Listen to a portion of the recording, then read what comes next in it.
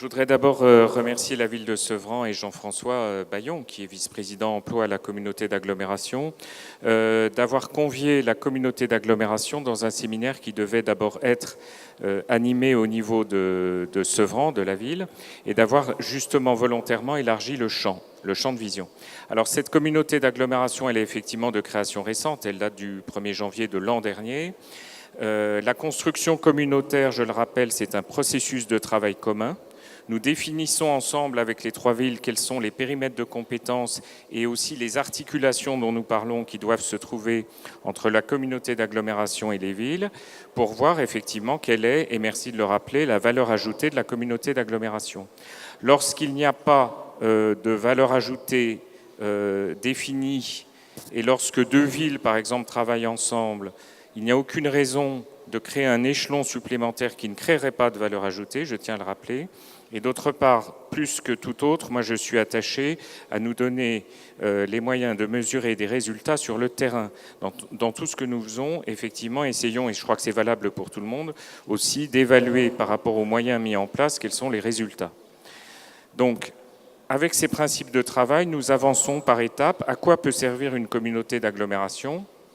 Alors, il y a un sujet et une raison qui est, à mon avis, non négligeable, mais qui est sans doute la plus mauvaise, ou en tout cas la moins pertinente, c'est celle de mettre en commun des moyens. Mais elle n'est franchement pas inutile. Donc effectivement, la communauté d'agglomération a des recettes propres qui viennent de la réforme de la taxe professionnelle. Et bien évidemment, nous avons des actions emploi-formation et un budget. Sur ce budget, nous participons d'ailleurs au financement de ce séminaire et nous pouvons engager effectivement des moyens et notamment nous allons recruter probablement dans les mois qui viennent un chargé de mission emploi parce que notre équipe aujourd'hui est extrêmement réduite. Je dirais que c'est à la fois l'une des plus utiles et l'une des plus mauvaises raisons de se mettre en coordination parce que les moyens sont une chose, mais au service d'objectifs ambitieux. Lesquels ? Eh bien, on s'aperçoit que dans le monde économique et dans le monde institutionnel qui nous dépasse, c'est-à-dire au niveau régional et national, le poids des institutions locales compte de plus en plus quand elles fédèrent leurs énergies. Alors, avant de parler strictement d'insertion, je rappelle qu'en matière d'emploi et d'économie, les collectivités sont sollicitées dans des débats d'ordre national. En ce moment, c'est le Grand Paris, le Grand Roissy, et que là-dessus, il faut qu'on fasse entendre notre voix pour sortir d'une certaine image, je dirais très typée, qu'on ne connaît que trop bien, des types d'emplois utiles et correspondant à ceux de nos banlieues, qui sont des types d'emplois moyennement ou peu qualifiés, qui sont des types d'emplois dans des secteurs bien connus, qui sont toujours ceux qu'on a en tête, effectivement, et qui sont évidemment non négligeables, mais nous essayons de diversifier l'offre d'emploi. Et puis, d'une façon un petit peu plus fine, nous avons, avec des partenaires institutionnels, des dialogues en ce moment prospectifs sur la mise en place de dispositifs de prévision d'emploi. Et je crois que là aussi, en quelques mots, c'est un cadre de travail extrêmement intéressant. Inutile de dire que nous travaillons de façon très étroite avec Aéroports de Paris qui se trouve juste à côté de moi et que je salue bien et très amicalement. Nous essayons justement de donner une prospective ensemble à un certain nombre de phénomènes de modification des métiers, d'intrusion, d'incursion technologique dans des métiers qui se retrouvent finalement de plus en plus valorisés, mais aussi de plus en plus difficiles d'accès. Et donc, nous travaillons aussi sur des parcours de formation et tout ce qui va pouvoir solidifier et enrichir l'emploi. Bon, ça, c'était des généralités. Excusez-moi d'avoir été très long là-dessus, mais c'est vraiment un cadre de travail général. Concernant l'insertion, effectivement, on s'aperçoit que la communauté d'agglomération peut avoir un rôle de coordination et de pilotage, notamment comme entrée unique ou en tout cas point d'entrée unique pour certaines très grandes entreprises qui sont ravies, entreprises et organismes au sens large, bien sûr, qui sont ravis de ne plus avoir une multiplicité d'interlocuteurs lorsqu'elles doivent mettre en place et mettre en œuvre une clause d'insertion. Donc, dans les processus de travail, la valeur ajoutée de la communauté d'agglomération, c'est effectivement, et on va le développer tout à l'heure, c'est effectivement de renforcer la coordination. Ensuite, dans le dialogue avec certains partenaires, c'est justement d'exiger chaque fois que possible l'inscription d'une clause d'insertion. Alors, parmi les grands projets, mais il y en a d'autres et on va les citer cet après-midi, il y a un projet de zone économique d'envergure internationale située sur le sud de l'aéroport, la ZAC Sud CDG, qui est une zone économique de 200 hectares et qui est pilotée et aménagée par la FTRP. Il y a 1 an et demi, la communauté d'agglomération n'existait pas et la FTRP traitait le projet avec la ville de Tremblay. Aujourd'hui, nous avons une convention partenariale avec la FTRP qui permet de savoir exactement quels sont les objectifs économiques, de qualité de vie, d'urbanité, d'emploi, de transport et de vie en général qui vont se situer sur cette ZAC, mais au bénéfice des habitants des 3 villes. Et à ce titre, nous avons inscrit dans le protocole une clause d'insertion de 7% des emplois qui visent tous les travaux d'infrastructure que la FTRP va devoir réaliser pour viabiliser la ZAC. Donc cette relation institutionnelle privilégiée, nous l'avons avec la FTRP et bien évidemment on continuera de l'avoir en deuxième rideau, si je puis m'exprimer ainsi, avec les entreprises qui vont s'implanter sur la ZAC. Parce qu'effectivement, dans les négociations de terrain, nous serons très vigilants à voir quelles sont les dispositions pour l'emploi. Donc, coordination, relations institutionnelles au moment où c'est pertinent, et toujours recherche de valeur ajoutée terrain pour éventuellement simplifier et appuyer un certain nombre de circuits de décision et d'action qui sont parfois un petit peu compliqués, un petit peu épars. Là encore, dans certaines étapes de travail, si la communauté ou les services de la communauté devaient être un échelon de retard et de complexité supplémentaire, nous nous retirerions, c'est un mot difficile à dire, des processus. Je ne veux pas que ça freine, je veux au contraire que ça pousse. Il faut que ce soit très clair. Tout à fait. Les entreprises qui souhaitent s'implanter sur un territoire prennent en compte un certain nombre de critères. Bien sûr, le côté stratégique du lieu, ce qui sera le cas de notre futur ZAC, mais également du caractère performant ou non de la zone d'emploi en question. Comment les entreprises pourront-elles recruter leur personnel? Donc c'est un élément d'attractivité très, très important. Donc la communauté d'agglomération, donc sa valeur ajoutée va être dans la simplification, va être dans l'anticipation, pour pouvoir après travailler sur les parcours d'insertion, va être sur la consolidation des parcours et va être sur le soutien aux initiatives. Alors sur tout ce qui est simplification, Marc Gentilhomme l'a évoqué, l'idée est d'être le point d'entrée vis-à-vis des grands donneurs d'ordre. Donc ces donneurs d'ordre, évidemment, sont concentrés sur leur métier, le métier de l'entreprise, et il n'est pas nécessaire qu'ils connaissent l'importance, la diversité, la richesse des structures d'accompagnement des publics.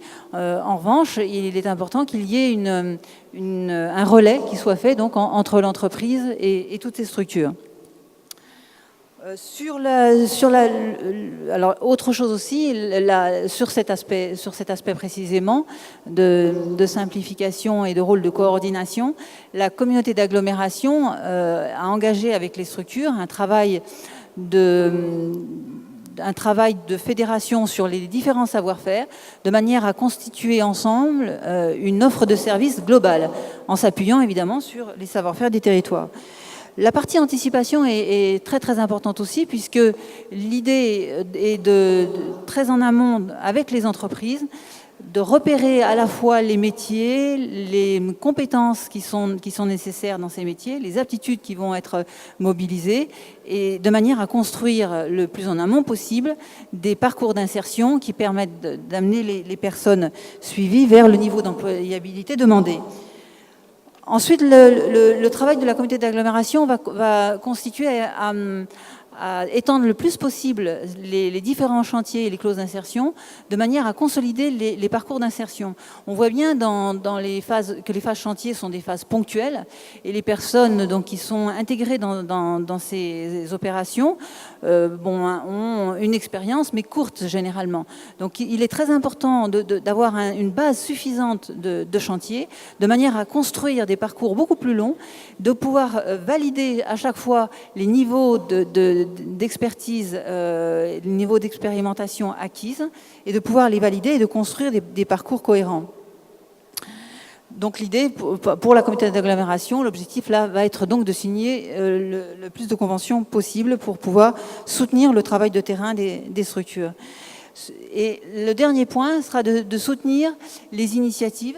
Alors de deux manières. La première manière, c'est en confortant les structures déjà existantes, donc en les aidant de multiples façons, hein, à la fois sur la diversification de leurs activités, mais aussi sur tout le travail de montage des opérations qu'elles initient, mais aussi d'identifier les chaînons manquants et de contribuer donc à la création des structures qui sont nécessaires et qui manquent sur le territoire dans tous les parcours d'insertion. Daniel a bien évoqué la nécessité de construire une véritable offre globale d'insertion. Et donc moi je voudrais revenir sur ce point et voir un peu comment on peut réussir à constituer cette offre globale d'insertion. Alors déjà, pourquoi construire une offre globale d'insertion? Parce que quel est l'intérêt? Donc l'intérêt, c'est d'une part de pouvoir rassurer les donneurs d'ordre sur l'offre existante en matière d'insertion. Donc les donneurs d'ordre sont représentés ici par les collectivités, mais aussi rassurer les entreprises qui répondent au marché public. Donc je vais détailler un petit peu, mais donc pour pouvoir concevoir cette offre globale d'insertion, il faut absolument que le diagnostic soit fait de quelles sont les structures aujourd'hui existantes sur le territoire, quelles actions ces structures portent aujourd'hui et envers quel public. C'est comme cela qu'on pourra identifier quels sont les savoir-faire et quel est ce socle de savoir-faire sur lequel la communauté d'agglomération peut d'ores et déjà s'appuyer pour concevoir les parcours d'insertion qu'évoquait Daniel et les différentes offres qu'on peut offrir aux entreprises. Donc ce travail de diagnostic, il a déjà été initié par la communauté d'agglomération. Un premier travail a été réalisé et un premier diagnostic, une cartographie des structures a été commencée. Ce travail doit encore se poursuivre et il se poursuit d'ailleurs au sein du groupe emploi insertion qui est en fait une réunion des techniciens issus des différentes villes, issus des structures d'insertion locales sur les 3 villes, issus des associations qui œuvrent en matière d'emploi et d'insertion. Donc le groupe emploi insertion est animé par la communauté d'agglomération Terre de France et permet à des professionnels d'échanger sur des problématiques rencontrées sur le territoire, d'échanger sur des bonnes pratiques également qui seraient à mettre en place, enfin qui sont déjà en place et qui pourraient être mutualisées justement au niveau du territoire. Donc on se rend compte, et je pense que tout le monde ici le sait, que l'offre d'insertion elle existe déjà au niveau des 3 villes. Chaque ville a développé ses parcours, chaque ville a développé son savoir-faire en matière d'insertion. Et que néanmoins, on constate qu'il est nécessaire de mutualiser ces offres, de mutualiser ces parcours. Pour 2 raisons essentielles. La première, c'est un petit peu ce que j'évoquais en commençant, c'est qu'il faut répondre aux besoins d'efficacité recherchés par les donneurs d'ordre. Ce n'est pas le tout de lancer des marchés publics et en insérant des clauses d'insertion si on ne sait pas si derrière le marché va pouvoir être exécuté, va pouvoir trouver une entreprise qui pourra y répondre, etc. Donc le donneur d'ordre, il veut être assuré sur cet aspect-là. Et également, l'entreprise de son côté, elle sait qu'en répondant à ce marché, elle doit répondre à ses obligations en matière d'insertion, mais également, elle sait qu'en face, il y a une véritable réponse en matière d'insertion. Une réponse qui sera construite pour elle, sur laquelle elle pourra s'appuyer pour pouvoir mettre en œuvre la clause d'insertion en utilisant les 3 différents leviers, je ne rentre pas dans les détails, possibles, intérim d'insertion, tout ce qui concerne l'embauche directe, etc. Bon. Donc ça c'est le premier point, rassurer les donneurs d'ordre et les entreprises, mais le deuxième point, et c'est je pense l'essentiel, c'est permettre à nos publics, à l'ensemble de nos publics, de profiter à plein des opportunités qui sont créées par les grands chantiers d'aménagement et les marchés publics lancés sur le territoire de la communauté d'agglomération. Il y a déjà des exemples concrets de travail en collaboration entre deux villes, pas encore au niveau intercommunal, puisque comme le soulignait Marc Gentilhomme, finalement cette communauté d'agglomération, elle est très, très récente. Donc, mais il y a déjà des initiatives qui ont été portée par une ville et ouverte à d'autres. On est d'ailleurs ici dans le bon exemple, puisque je remercie également la ville de Sevran et Compétences Emploi d'avoir ouvert ce séminaire à l'ensemble des 3 villes de la communauté d'agglomération. Donc ça, c'est un exemple. Moi, j'en citerai un autre donc, qui concerne plus particulièrement Tremblay, qui est celui d'un parcours d'accompagnement vers l'emploi, qui a été pour la première fois ouvert au public Villepintois. Donc ça consiste à une action d'accompagnement qui est conventionnée par le Conseil régional d'Île-de-France et qui s'adresse à un public de demandeurs d'emploi qui ont un besoin d'un appui renforcé en recherche d'emploi. L'objectif étant de valider donc un plan pas un plan de carrière, mais un projet professionnel et de développer l'employabilité des personnes. L'objectif final étant à l'issue des 10 semaines de formation et des 6 semaines d'intégration en entreprise en stage, de trouver un emploi pérenne ou alors au minimum de trouver une formation qualifiante. Donc pour la ville de Tremblay en France et la boutique emploi qui porte ce projet chez nous, qui est l'association locale qui œuvre sur les actions d'emploi menées par la ville de Tremblay, c'est le 5e parcours d'accompagnement vers l'emploi, ou PAV comme on l'appelle, qui a été mis en place. Mais c'est la première fois que le service économique de Tremblay a ouvert le pilotage de cette action au service économique et emploi de Villepinte. Donc ça a permis à deux services, à deux entités de techniciens de travailler ensemble, de partager des bonnes pratiques et de mettre en œuvre une méthodologie d'action, une méthodologie de projet qui soit efficace dans ce projet PAV. Donc aujourd'hui, c'est une action qui est toujours en cours. Il y a 16 personnes qui ont été recrutées sur l'action, dont 5 Villepintois. Donc c'est une première étape. Il y a des exemples comme ça, il y en a d'autres. Il y a aussi la passerelle entreprise qu'on a montée en partenariat avec l'entreprise Les Courriers d'Île-de-France, ESIF, ouverte au public sevranais. Donc voilà, je ne vais pas m'éterniser puisque je pense que le temps nous est compté. Mais pour conclure, donc j'insiste sur la nécessité vraiment d'accentuer encore l'effort sur ces mutualisations, d'accentuer le travail pour les multiplier, ces expériences, et de les ouvrir aux 3 villes pour essentiellement vraiment changer l'image aussi que se font les entreprises de cette clause d'insertion qui est souvent encore vécue comme une contrainte imposée, alors qu'on pourrait plutôt... l'enjeu, c'est quand même qu'elle soit perçue comme une vraie opportunité d'employer des gens qui vont apporter quelque chose à l'entreprise. Voilà. Moi, j'ai entendu ce qu'a dit le directeur du développement économique et de l'emploi à Tremblay. Moi, je suis complètement en accord avec ce qu'il vient de dire. Et je crois que ce qui me paraît important aussi, c'est qu'il y a différents acteurs dans la salle que je vois qui connaissent ces publics. Et ça aurait été aussi très bien de les entendre. On en a 2 là.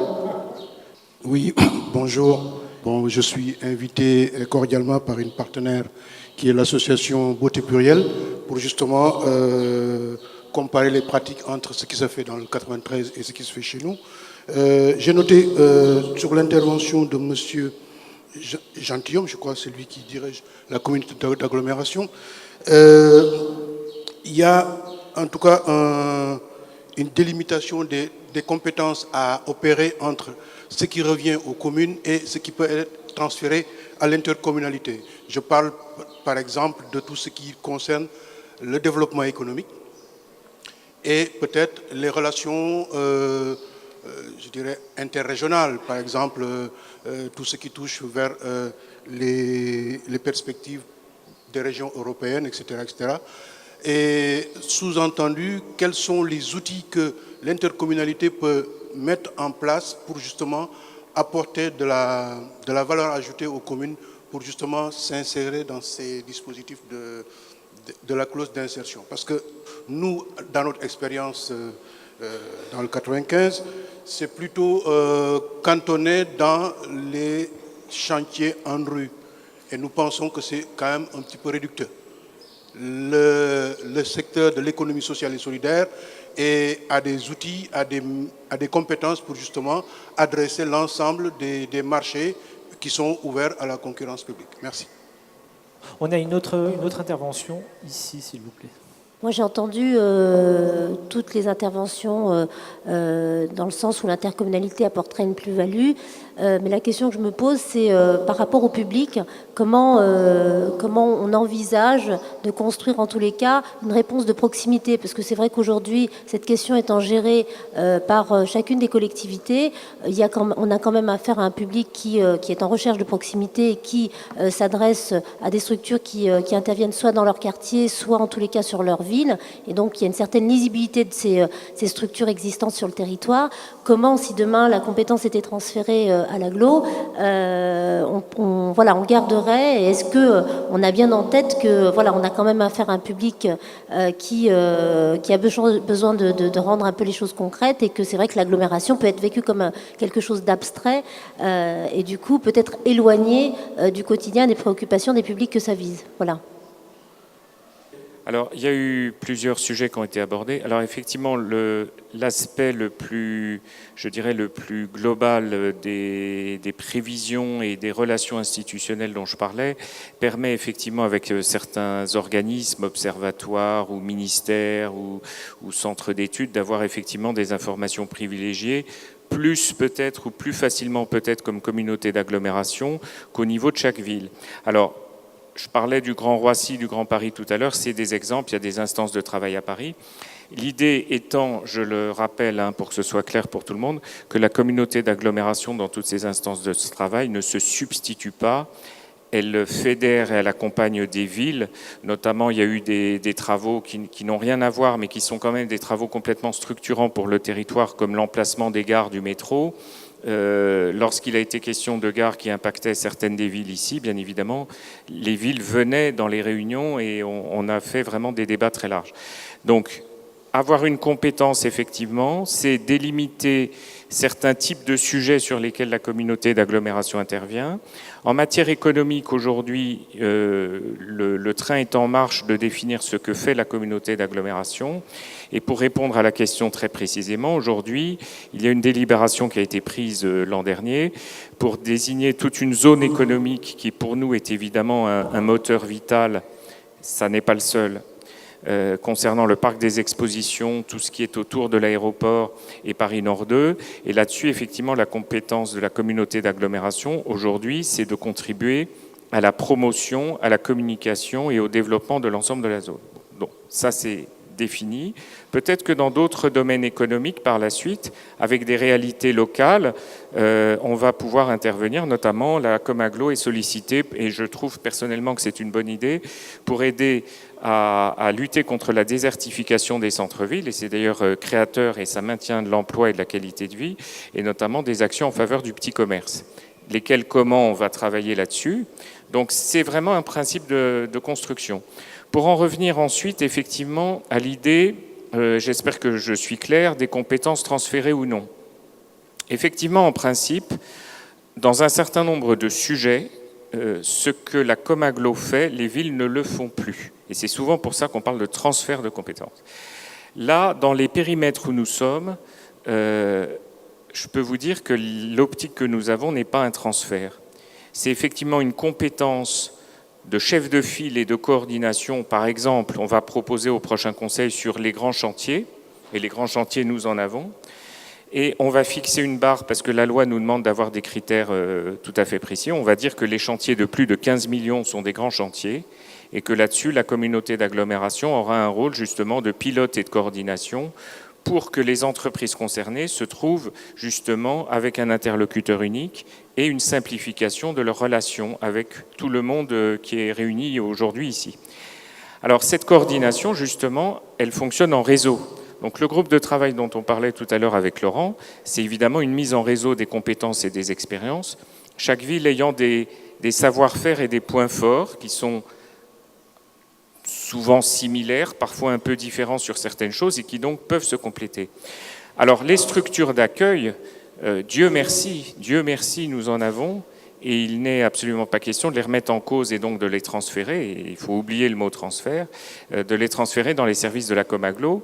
On serait bien en peine d'ailleurs parce que nous sommes dans un effectif tout à fait réduit et dans un local tout à fait réduit, et donc les métiers de chacun, et les métiers justement d'accueil, d'insertion et de soutien, parce qu'il y a beaucoup de soutien sur le terrain, soutien psychologique, pratique. Avant de parler d'insertion professionnelle, il faut parler d'insertion sociale, évidemment. Donc tout ça, la Comaglo ne va pas dessaisir les institutions locales et les villes. On va surtout mettre tout ça en réseau. Voilà. Bonjour, notre association Beauté Plurielle, nous souhaitons porter un chantier d'insertion, et ce, dans le domaine des cosmétiques. Donc effectivement, nous, on est un petit peu un ovni de ramener le luxe à un public qui ne peut même pas l'aborder habituellement. Et on a effectivement rencontré ce problème relationnel avec les entreprises de cosmétiques telles que L'Oréal, qui sont quand même implantées à Aulnay-sous-Bois, avec lesquelles communiquer pour justement pouvoir développer ce partenariat de formation professionnelle en interne a été et est encore difficile parce qu'on ne nous a toujours pas répondu. Donc c'est vrai que heureusement Monsieur Bayon, avec le Compétences Emploi, nous soutient énormément sur ce projet. Mais les grosses sociétés, les entreprises, nous regardent un petit peu comme, on va dire du petit lait, on n'est pas important, on ne sert à rien. Alors que dans d'autres pays, parce que là, il s'avère que je reviens tout droit du Québec, j'ai assisté à un séminaire comme celui-ci de l'entrepreneuriat social, et eux, ça fait 40 ans qu'ils en font. Et effectivement, pour eux, c'était tout à fait logique qu'une entreprise garde une partie de ses bénéfices, de son temps, de son expertise pour former des gens qui n'en ont pas forcément eu la chance auparavant.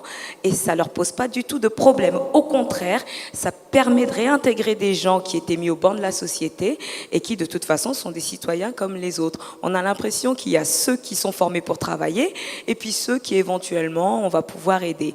Donc, c'est vrai que les entreprises ont une responsabilité parce qu'elles ont les moyens financiers.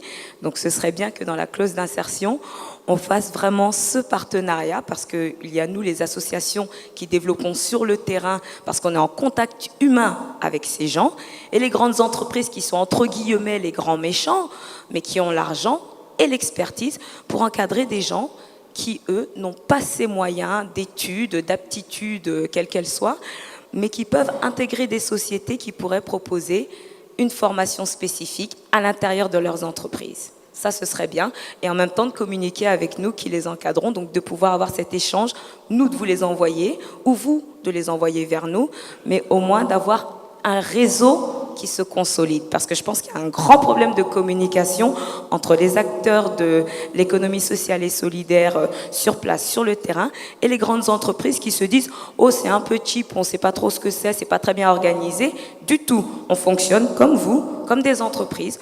On a des droits, des devoirs, des obligations financières, et surtout, on a une responsabilité humaine. Vous aussi, en tant qu'entreprise, vous avez une responsabilité sociale. Et les collectivités sont le lien. Voilà, c'est tout ce que j'avais à dire. Merci.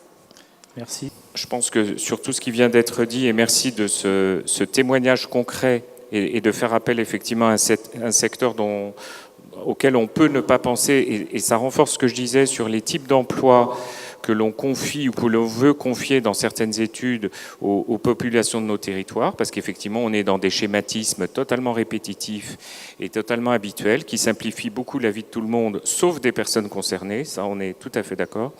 Alors ensuite, effectivement, l'idée de se faire appuyer par des structures sevranaises qui ensuite peuvent nous solliciter et nous dire effectivement, tiens, là, il y a peut-être une action commune aux trois villes, il y a certaines actions à certains niveaux. Il se trouve que le groupe industriel X ou Y a effectivement des relations économiques avec la Comaglo pour d'autres raisons et n'est pas sensibilisé aux clauses d'insertion. Ça fait effectivement tout à fait partie de notre mission à l'avenir, donc de fédérer et d'impulser une meilleure compréhension entre deux mondes. Alors effectivement, le monde de l'entreprise stricto sensu n'a pas toujours la compréhension de l'efficacité de ce que vous faites et de sa nécessité à long terme.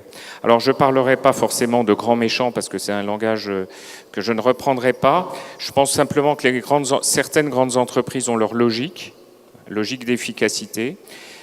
Parfois aussi peut-être de court terme et que finalement l'ancrage territorial de leurs établissements n'a pas toujours été la préoccupation.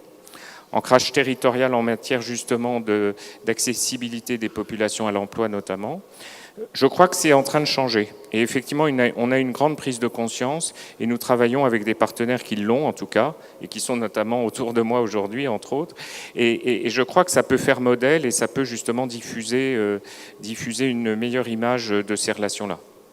Donc on a une transition toute trouvée avec Unibail et Aéroport de Paris sur votre rôle par rapport à un territoire et à certaines opérations dont on a parlé comme Aéroville. Voilà, merci. Donc très rapidement, la SCI Aéroville que je représente aujourd'hui est la société qui porte le développement du centre de commerce et de services sur les communes de Roissy et de Tremblay, et donc sur les intercommunalités Terre de France et également dans le Val d'Oise.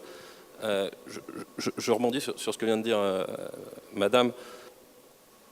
Ici, on n'est absolument pas dans le partenariat qu'a su créer Unibail avec les différentes intercommunalités, avec les différentes communes, dans un système de marché public, puisque là, on est dans un système complètement en dehors, on est dans une initiative, une collaboration publique-privée, en dehors de tout cadre légal, réglementaire, obligatoire, où notre entreprise qui va développer un élément immobilier qui va être inscrit dans le territoire par sa nature, par son activité, qui va être un élément structurant de la plateforme aéroportuaire, mais également de tout le territoire.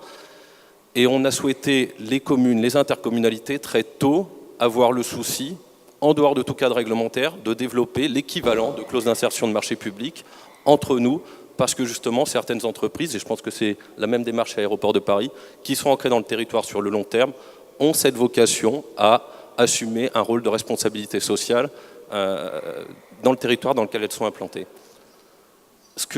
Dans les mots que M. Gentilhomme a employés et Mme Petitot aussi, je pense qu'il y en a qui sont très importants pour nous du côté privé, parce que pour mettre en avant ces clauses, particulièrement dans le cadre d'initiatives extra-réglementaires, et qu'elles soient efficaces le plus rapidement possible, dans ce genre de partenariat, il y a des éléments qui sont très très forts. C'est les éléments de couverture, de simplicité, de circulation de l'information, d'efficacité de la couverture, également de lisibilité et de réactivité des partenaires publics dans cette démarche.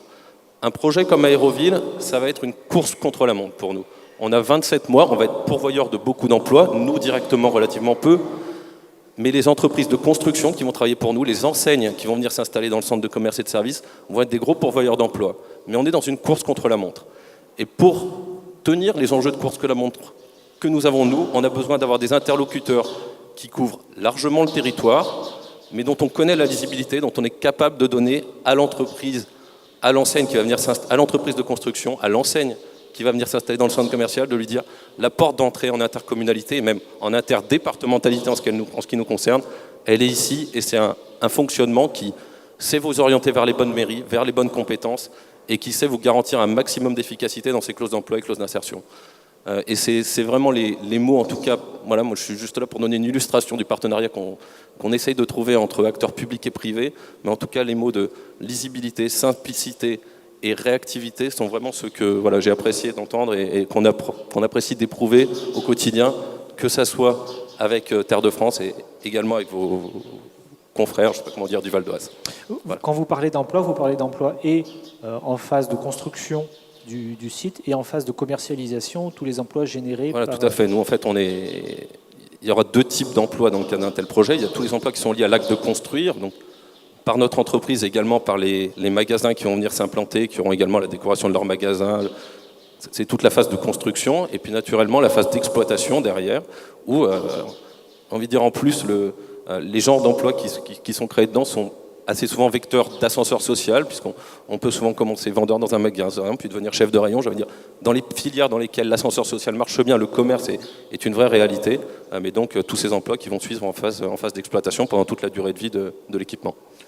Vous avez des chiffres On a des En chiffres, ordre d'idée on a des chiffres en période d'exploitation, ça sera le jour de l'ouverture, au moins 1500 emplois, et on montera assez rapidement au-delà de 2500 emplois qui seront créés, équivalents temps plein, lorsque le centre fonctionnera à plein.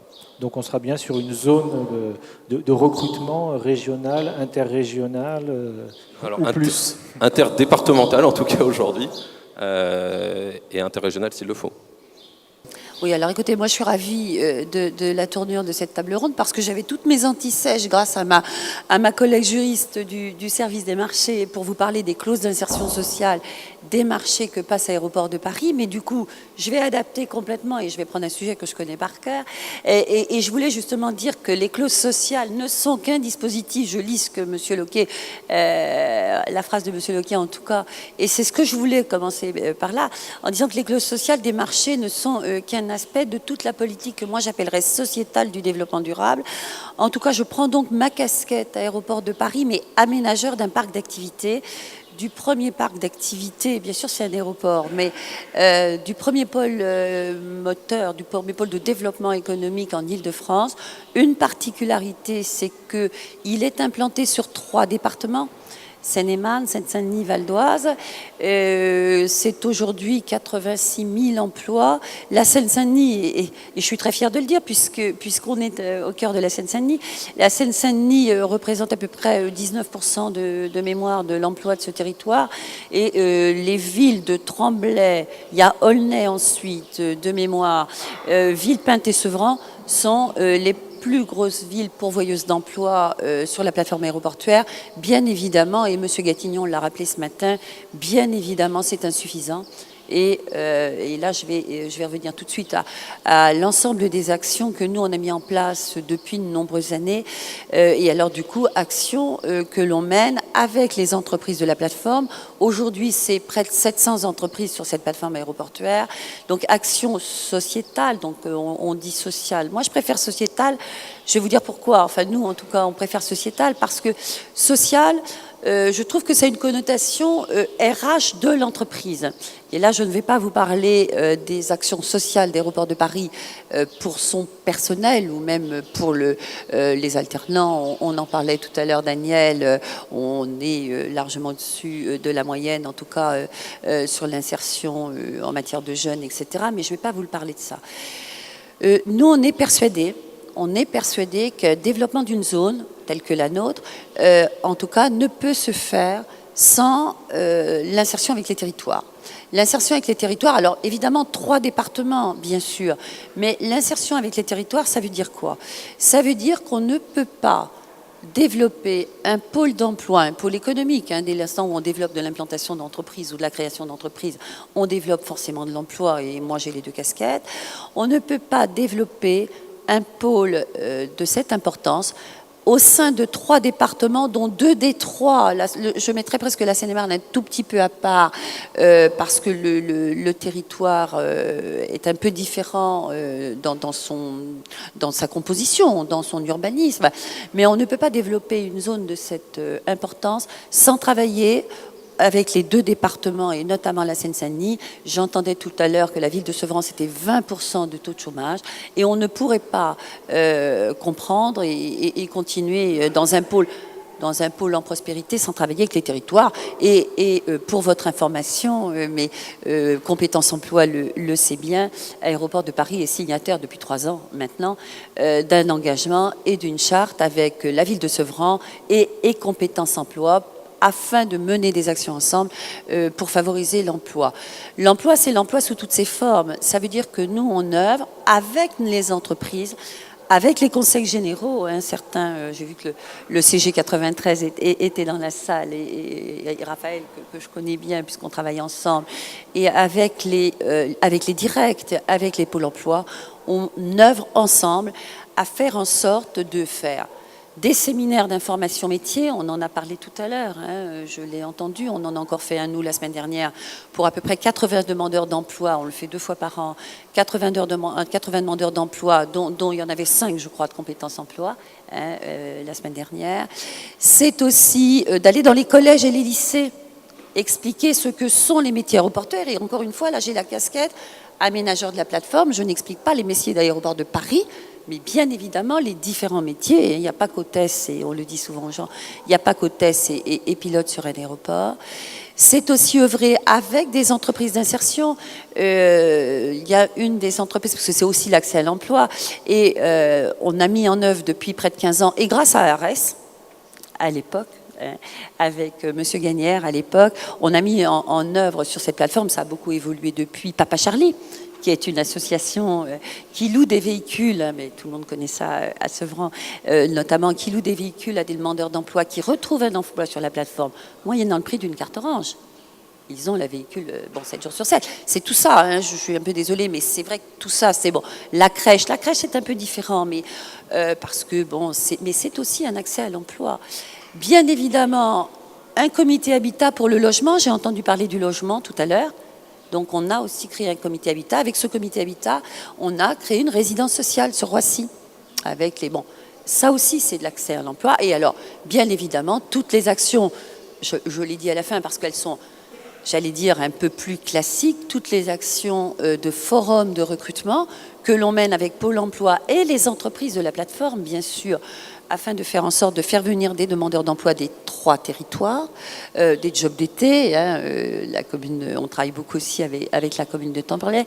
Notre rôle dans tout ça, et je répondrai à vos questions bien évidemment avec mes collègues, le rôle d'Aéroports de Paris, c'est d'être un peu fédérateur et d'être au cœur de ce réseau, au cœur de cette plateforme qui quelque part nous appartient, puisqu'on en est le propriétaire et l'aménageur, mais c'est de travailler avec les entreprises qui sont implantées sur la plateforme aéroportuaire. C'est pas toujours facile de travailler tous ensemble, mais de travailler d'abord avec les entreprises qui sont à nos côtés sur cette plateforme, au sein d'une communauté aéroportuaire, mais pas au sens politique ni juridique du mot, bien sûr, et afin qu'on ait tous ce même discours, mais au-delà du discours, ces mêmes actions sociétales. Et il y a quelques des exemples que vous connaissez. Je prends mes collègues de FedEx ou d'Air France, par exemple. Il y en a bien d'autres qui font directement, qui font du recrutement dans les communes et qui sont bien évidemment toujours à nos côtés dans les forums de recrutement. Donc voilà quelques-unes. Alors on avait sur le Val d'Oise, j'ai entendu qu'il y avait quelqu'un du Val d'Oise, on a sur le Val d'Oise nous-mêmes créé un chantier d'insertion avec la DIF, avec une association. Il y a aujourd'hui une entreprise d'insertion sur le Val d'Oise qui s'appelle Stade, qui fait de la livraison de petits colis, on va dire. Et on a travaillé aussi, bien sûr, avec des entreprises d'insertion du territoire, notamment sur l'aménagement d'espaces verts. On a encore des marchés. On a, avec ARES, un peu plus récemment, travaillé sur du nettoyage de véhicules. Donc, on est au cœur des territoires sur ces sujets. Alors, évidemment, c'est un peu plus compliqué parce qu'il y a 3 départements. Pour revenir à Terre de France, et on travaillait tout à l'heure au cours du déjeuner avec Daniel, mais il y a longtemps qu'on travaille avec Marc et Daniel sur pas mal de sujets, notamment sur l'aménagement de la ZAC Sud, et on était en train de s'interroger et de réfléchir tout à l'heure avec Terre de France. C'est presque un scoop qu'on vous donne. Alors là, on n'en est qu'à l'idée dans nos têtes, mais on va y travailler. Et c'était mes collègues du NIBAI qui étaient à nos côtés et avec lesquels on en parlait. Je crois que maintenant, il faut qu'effectivement, on mette l'accent. Alors, je ne parle pas de clauses d'insertion dans les marchés, puisque je vous dis, toutes mes antisèches. Bien évidemment, on a des clauses d'insertion, surtout sur des marchés de prestations de services. C'est un peu plus difficile juridiquement dans les gros chantiers. Ma collègue pourrait vous le dire. En revanche, on est en train de se dire qu'aujourd'hui, notre rôle et notre responsabilité collective, notamment avec Terre de France et avec la Comcom de Roissy, puisque notamment Unibail est implanté sur ces deux communautés, il faut qu'on arrive à trouver des actions bien en amont de l'arrivée d'une installation. Ça veut dire, comme l'a dit mon collègue d'Unibail, et j'en parlais à ma collègue en charge des Crodravaux. Moi, je prends un exemple Unibail, le centre commercial, je connais moins, c'est moins mon sujet. En revanche, nous, on est en train de travailler depuis un moment sur le nouveau satellite qui est le S4, qui est pas terminé, mais qui est bien avancé. Et on va réfléchir comment dès aujourd'hui, comme l'a fait Unibail d'ailleurs, comment dès aujourd'hui on pourrait anticiper le nombre d'emplois que ça va générer. Ça génère forcément un certain nombre d'emplois. Comment on peut d'ores et déjà étudier la typologie de ces emplois avec les entreprises, notamment là ce sont beaucoup des commerces, bien évidemment, des compagnies aériennes, mais là ce sera Air France, donc Air France on travaillera aussi avec eux. Comment on peut aujourd'hui anticiper et déjà se mettre autour d'une table pour voir comment on peut préparer nos publics de demain? D'abord, je tiens à remercier tous les intervenants et tous les acteurs d'avoir pu organiser cette manifestation qui nous permet à tous d'avoir un dialogue commun pour une fois. Et c'est quand même très intéressant. Je vais vous présenter ARES rapidement. Donc ARES, c'est une structure qui gère aujourd'hui 110 encadrants, qui encadre 420 salariés en insertion. Donc ça, nous avons 4 agences, une agence à Paris dans le 18e, une agence dans le 94, une agence dans le 93 dont je suis le serviteur, et une agence dans la région bordelaise, qui est une particularité puisque nous recevons dans cette agence des personnes qui sont éloignées de l'emploi, mais très fortement, puisque ce sont en général des SDF avec des complications de santé, et qui sont des personnes qui ont plus de 50 ans ou 55 ans, et que nous emmenons gentiment vers la retraite. Donc c'est une agence un peu particulière. Pour ce qui est du 93, donc nous sommes une entreprise d'insertion particulièrement active sur le secteur. Nous travaillons avec beaucoup de personnes, donc ADP entre autres, avec qui nous avons plusieurs chantiers. Pour vous situer un petit peu notre situation par rapport au monde de l'entreprise et des clauses d'insertion. Pour nous, c'est un enjeu extrêmement important, pour 2 raisons. La première, c'est que c'est un vecteur d'emploi, ça on en est tous conscients, mais c'est aussi parce qu'aujourd'hui, il faut savoir qu'une structure comme ARES, nous vivons de 18% de fonds d'État, et nous avons 90% de fonds propres. Ce qui veut dire que si nous n'avons pas des partenaires au niveau des structures, enfin au niveau des entreprises, notre structure n'est pas viable. Donc pour nous, le développement des clauses d'insertion est particulièrement vital. Alors moi, je vais m'attacher quand même à 2 points. On a parlé ce matin d'emplois ponctuels avec des personnes que nous mettons sur, comment on appelle ça, sur des chantiers qui sont d'une durée d'une semaine, 2 semaines, 3 semaines, parfois quelques mois. Mais que deviennent-ils après? Or, chez ARES, on a une autre philosophie, c'est qu'aujourd'hui, nous, on est plutôt orienté emploi durable. D'une personne qui rentre chez nous, devient salarié de l'entreprise, avec un parcours qui ne peut pas excéder 2 ans.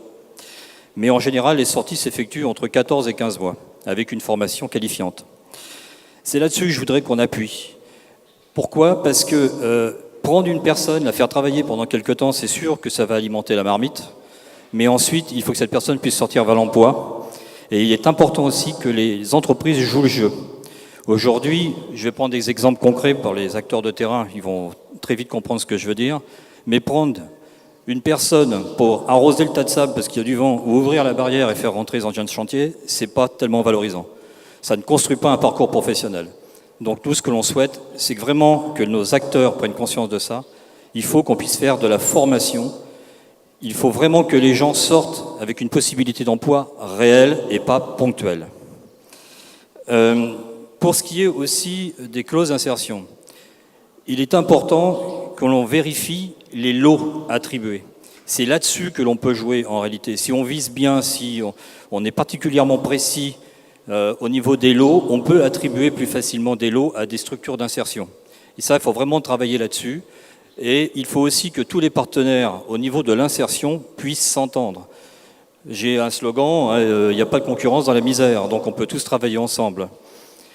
Il s'avère qu'il y a un certain nombre de chantiers que l'on peut partager avec plein de structures. Ce qui est embêtant aujourd'hui, c'est qu'on a l'impression qu'il y a un petit peu de concurrence entre structures, et c'est très dommage, surtout qu'il y a souvent des batailles de clochers. C'est vraiment, et ça, c'est au détriment de nos salariés en insertion.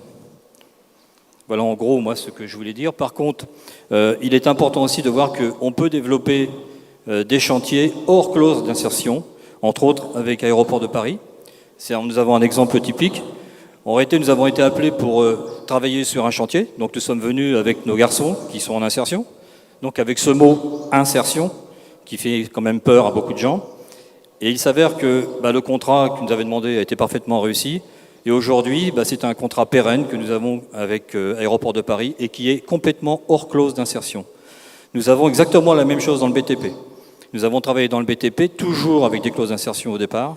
Et il s'avère que, à force de prouver que l'insertion devient un vrai partenaire économique et qu'il y a un encadrement qui permet justement à rendre des gens performants, on ne parle plus d'insertion, on parle d'employés standards. C'est quand même un gros mouvement au niveau de la vision de ces structures. Ce qui fait qu'aujourd'hui, c'est là-dessus qu'il faut vraiment s'appuyer. Il faut que nos partenaires pensent vraiment à la formation. C'est le but essentiel de ces structures d'insertion. Alors, merci de nous donner la parole. Évidemment, je vais évoquer l'histoire de deux régies de quartier. Une toute nouvelle, puisque effectivement sur le territoire de Villepinte, création en 2009, mise en place économique en janvier 2010.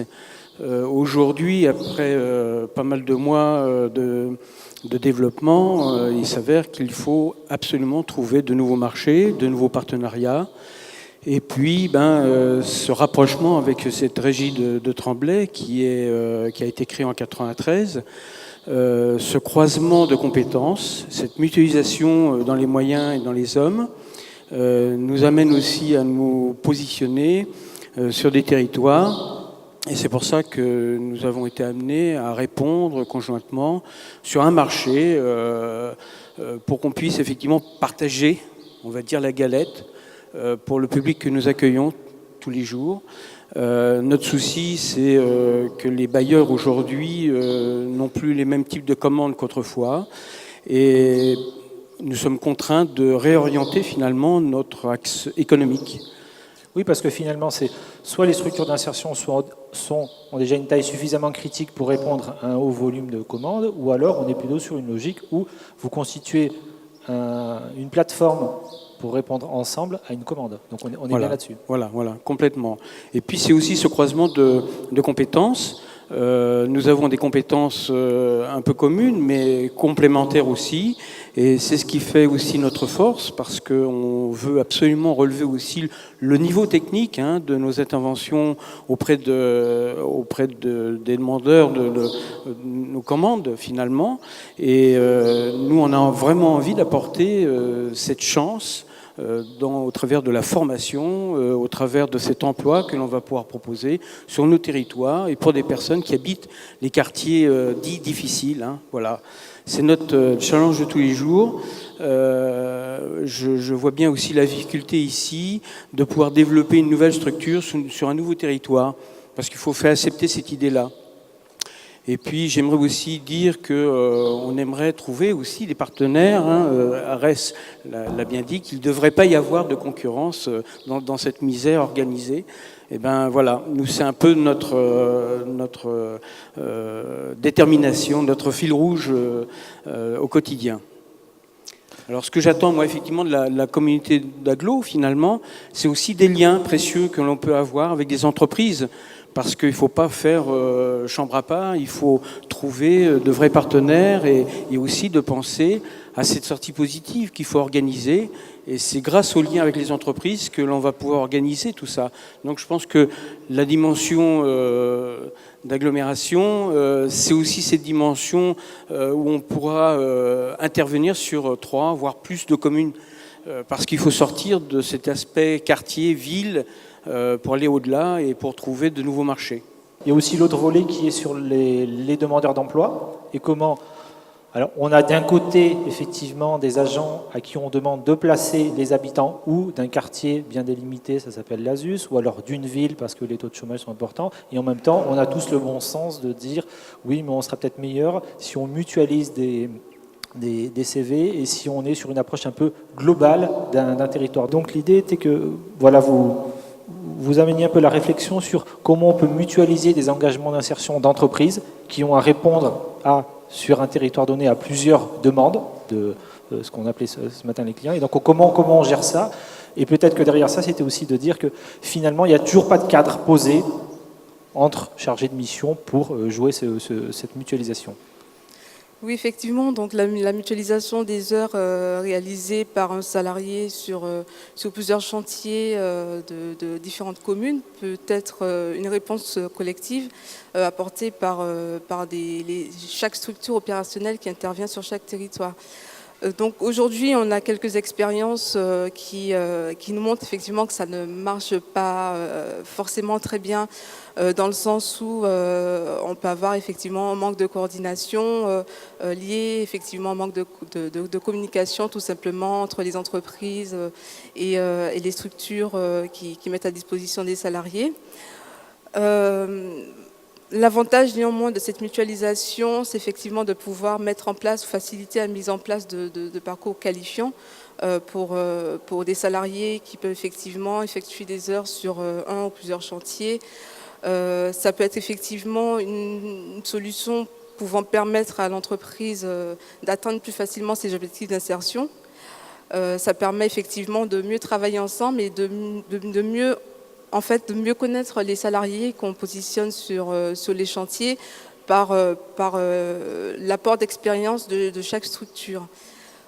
C'est vrai que je vais peut-être rebondir un peu avant de développer sur la dimension intercommunale. C'est vrai qu'on parle beaucoup de communautés d'agglomération. Et en fait, je pense que la dimension intercommunale revêt plusieurs aspects. Donc on a la dimension plus géographique, une dimension politique et plus une intercommunalité de projet. La maison de l'emploi aujourd'hui, c'est vrai qu'elle est intercommunale de fait, puisqu'elle intervient sur 2 territoires, donc Aulnay et Villepinte. Donc du coup, l'intercommunalité existe depuis effectivement le démarrage de la gestion des clauses. Aujourd'hui, on est amené à travailler avec plusieurs partenaires sur Sevran, Tremblay,